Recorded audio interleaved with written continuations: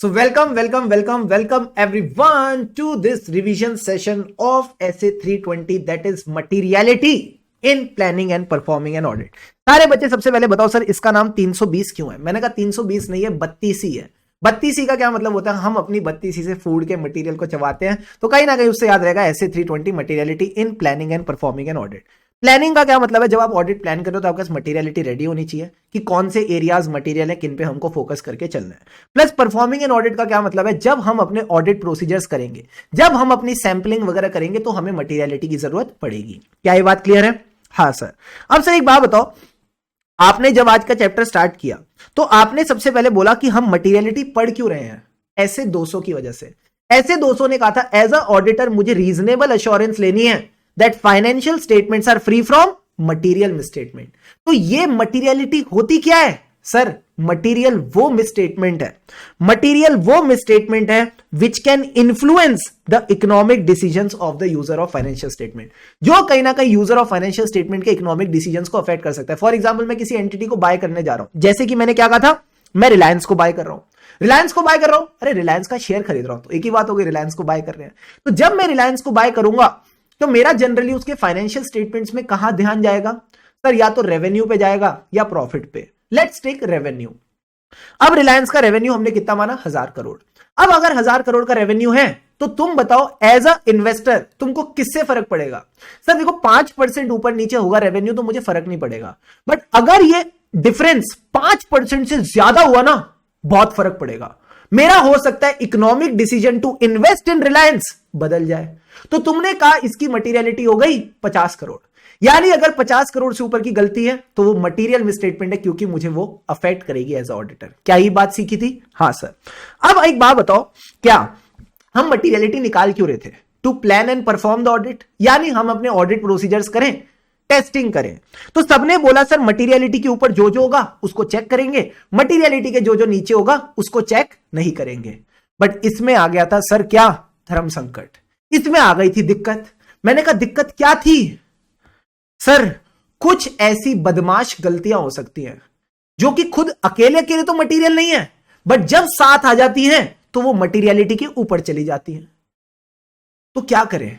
मैंने कहा अगर मटेरियलिटी को नीचे लाओगे तो ये दिक्कत तो कंटिन्यू ही होती रहेगी, क्योंकि हर बार मटेरियलिटी नीचे आएगी, इसके नीचे कुछ गलतियां होंगी जिनको सम करेंगे तो मटेरियलिटी के ऊपर चली जाएंगी।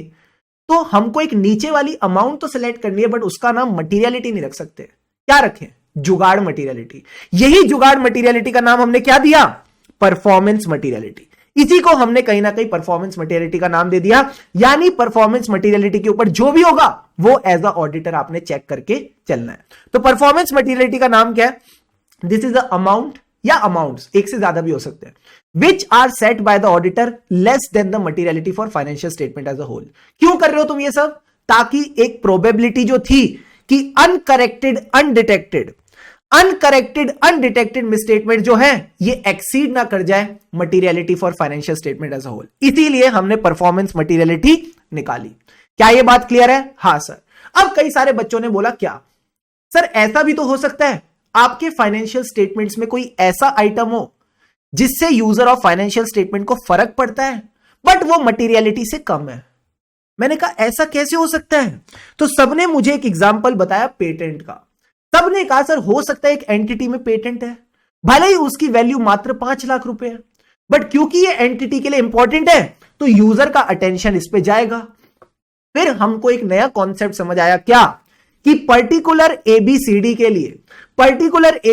के लिए हम एक लोअर मटेरियलिटी भी निकाल सकते हैं। तो हमने सीखा if for a particular ABCD मतलब account balance, class of transaction, disclosure, अगर कोई ऐसी मिसस्टेटमेंट है जो मटेरियलिटी से कम है and it affects the user of financial statement, then you can determine a different materiality. आप उसके लिए एक लोअर मटेरियलिटी निकाल सकते हो। क्या यह बात समझ आई? हाँ सर।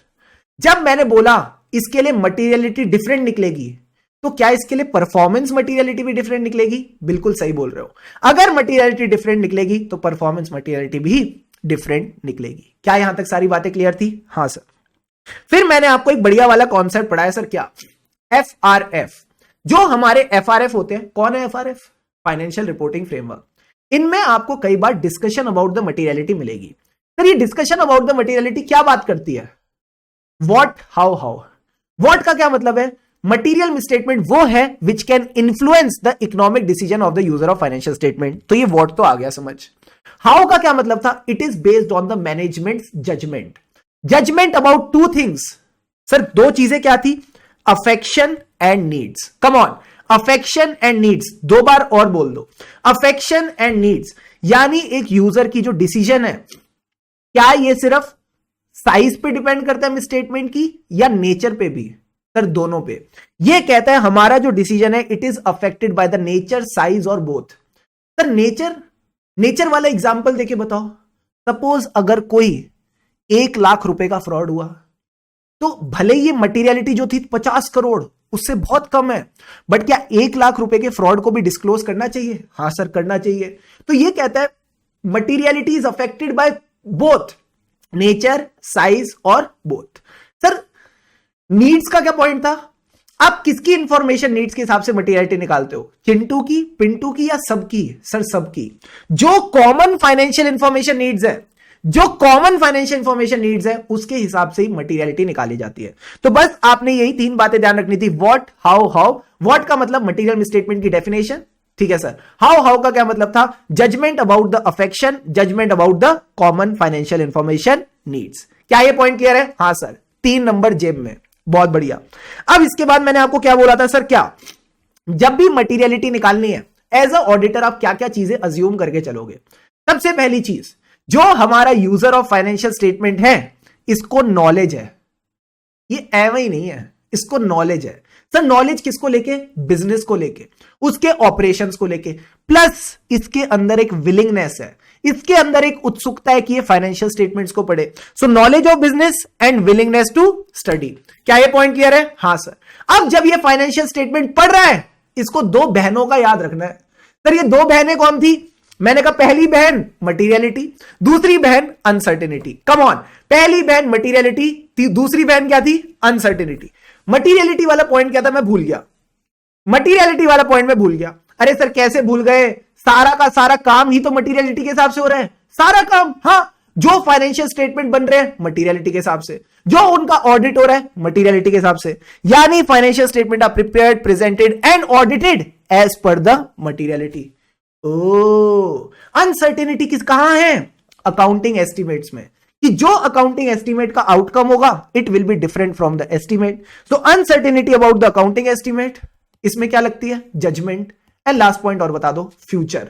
हम फ्यूचर को लेके भी अनसर्टेन है, क्या पता कल क्या हो, कल हो ना हो। सर डराओ मत, ठीक है, इधर फोकस करो। So accounting estimates, judgements and the future, इन 3 चीजों को लेके अनसर्टेनिटी ध्यान में रखेंगे। एंड लास्ट पॉइंट क्या था? इन सब चीजों को ध्यान में रख के ये जो बंदा है ये गलत डिसीजन लेगा नहीं सर, रीजनेबल इकोनॉमिक डिसीजन लेगा। So this is your last assumption that the user of financial statement will take reasonable economic decision. क्या ये सारे पॉइंट्स क्लियर हैं? हाँ सर। तो यही 4 बातें आपको ध्यान रखनी थी। फिर हमने एक टॉपिक डिस्कस किया था सर, क्या ये सारी बातें हो गई? हाँ सर ये बातें हो गई। फिर मैंने आपको ये पॉइंट बोला था, इसको एमसीक्यू पॉइंट ऑफ व्यू से ध्यान रखना। कोई भी ऐसा आइटम है इनकम का या एक्सपेंस का which is greater than bracket open, bracket open में क्या लिखेंगे? 1% ऑफ द रेवेन्यू और ₹1 lakh whichever is higher. ये जो अमाउंट निकलेगी इससे ऊपर अगर कोई आइटम है तो उसको अलग से दिखाना। इसी तरह अगर कोई शेयर होल्डर है जिसके पास greater than, come on, greater than equal to नहीं बोला, greater than 5% of the total shares है, उसके नंबर ऑफ शेयर्स अलग से दिखाओ। ये एमसीक्यू में आईसीआई पक्का पक्का पूछता है। फिर इसके अलावा क्या था पॉइंट? मैंने कहा तो सारे टॉपिक खत्म होने वाले हैं। सर एक बात बताओ, एक बात बताओ, बेंचमार्क करके एक टॉपिक पढ़ा था, हाँ कौन याद आता है बेंचमार्क पढ़ के? रिलायंस के फाइनेंशियल स्टेटमेंट।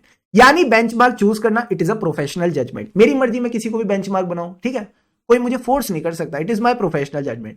अरे सर प्रोफेशनल जजमेंट लगाते वक्त कुछ फैक्टर्स कंसीडर करोगे नहीं करोगे? हाँ करेंगे। बताओ क्या क्या फैक्टर है? तो सबसे पहले बोलो रिलायंस के फाइनेंशियल स्टेटमेंट यानी elements of the financial statement. Element में क्या आता है? बैलेंस शीट वाले item, assets, liabilities, capital. PNL वाले आइटम, पीएनएल में क्या आता है? इनकम और खर्चे, रेवेन्यू और एक्सपेंसेस। बस ये 5 आइटम लिखो। अब एक बात बताओ, रिलायंस में तुम्हारा फोकस कहां है? अंबानी जी पे। तो फोकस वाला पॉइंट क्या था? Items on which the attention of the users is focused on. ये पॉइंट भी हो गया। अब जब तुम्हारा फोकस अंबानी जी पे, तो अंबानी जी की किस में दिक्कत आई थी? पहले अंबानी कौन है सर? ओनर है। तो आपने बोलना है सर क्या ओनर वाला point, ownership structure and the way it is financed, debt और इक्विटी, इसमें फोकस कहां जाता है? अगर डेट ज्यादा है, आपने ज्यादा लोन लिए हैं, ज्यादा लोन लेने के लिए क्या गिरवी रखा था? एसेट्स गिरवी रखे थे। So people will be focusing on the assets and the charges which have been created on them. अब ओनर की किस पे दिक्कत आई थी? लाइफ पे दिक्कत आई थी। तो लाइफ वाला पॉइंट था नेचर ऑफ द एंटिटी, ये अपनी लाइफ साइकिल में कहा है, क्या ये स्टार्टअप है, ग्रोथ फेज में है, या मेच्योर्ड एंटिटी है? So nature of the entity, where it in is life cycle, उसको भी ध्यान रखेंगे। एंड लास्ट पॉइंट क्या था? जैसे ही इनकी लाइफ साइकिल पे दिक्कतें आई, रिलायंस का शेयर झूलने लगा, उसको क्या कहते हैं? Volatility of the benchmark. तो पांचों के पांचों पॉइंट्स डन डनाडन डन। क्लियर है? क्लियर है sir.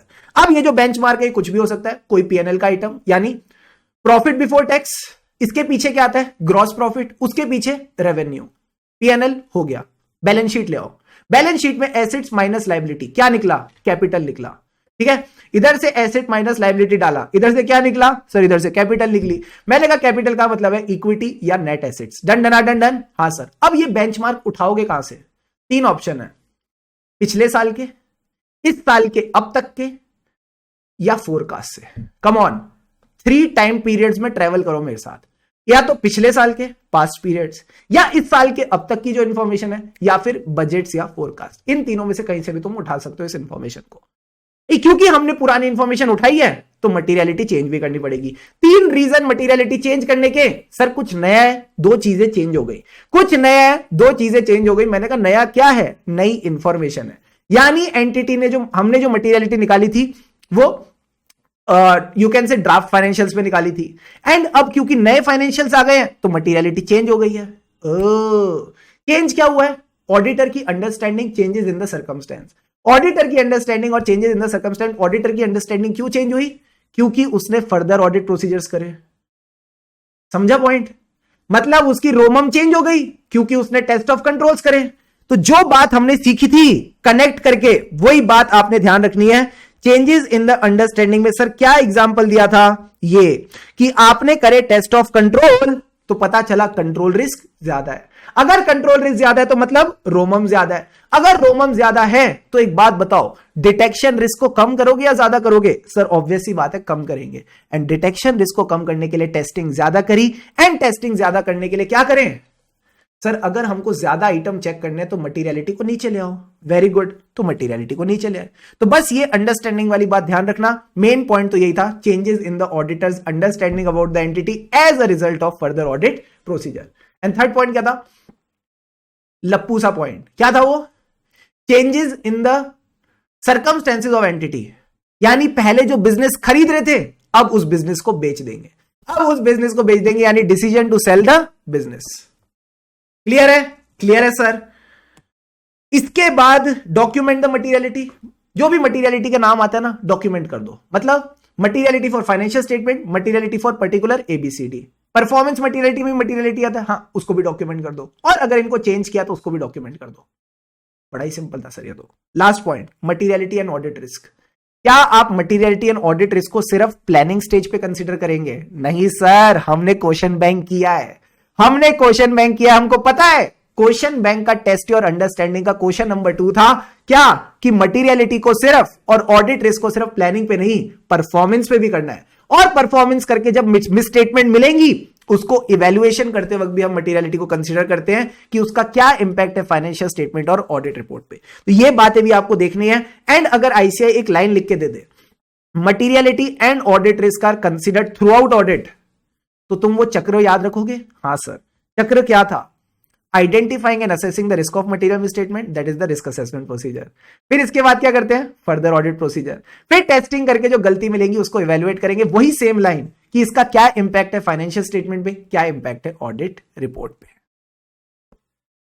14 minutes and 33 seconds only. और मुझे ऐसा नहीं लगता या मुझे ऐसा प्रतीत नहीं होता कि कोई भी ऐसा कॉन्सेप्ट है जो हमने मिस किया। All the credit goes to you. जिस तरीके से आपने सारे आंसर दिए, पता है पूरी रिवीजन में सारे बच्चे डाल रहे थे, ऑसम। Awesome awesome awesome. मेरे हिसाब से बस एक पॉइंट रह गया था, उसको भी हमने टेक्निक से याद कर रखा था। क्या? कुछ ऐसे फैक्टर्स है जो बताते हैं कई बार आपको फाइनेंशियल स्टेटमेंट के कंपैरिजन में लोअर अमाउंट ऑफ मटेरियलिटी देखनी होती है। तो उसका पॉइंट क्या था? New industrial law. New industrial law का क्या मतलब था? कोई नया बिजनेस लिया जिसपे लोगों का अटेंशन है, उसको दिखाओ। इंडस्ट्री का क्या मतलब था? अगर इंडस्ट्री के कोई डिस्क्लोजर है तो वो दिखाओ। जैसे फार्मास्यूटिकल इंडस्ट्री में R&D कॉस्ट। एंड लॉ का मतलब क्या था? Law law law law regulation, FRF कहते हैं दिखाओ तो दिखाओ। इस पे भी क्वेश्चन था टेस्ट और अंडरस्टैंडिंग का, क्वेश्चन नंबर 1। बहुत बढ़िया सर, बहुत बढ़िया। एंड आखिरी में आज का सुविचार। सर आज का सुविचार क्या है? जो आपकी आदतें हैं ये समय के साथ बनती है, चाहे अच्छी हो या बुरी। तो हम क्या करेंगे? अच्छी आदतें बनाएंगे। Got it? Got it sir. So that's all for today, that's all for right now. इसी तरह खुशी खुशी मन लगा के पढ़ते रहे, खुशी से बढ़ेंगे तभी आगे बढ़ेंगे। Have an awesome day ahead. हमें राही ऑडिट के फिर मिलेंगे चलते चलते।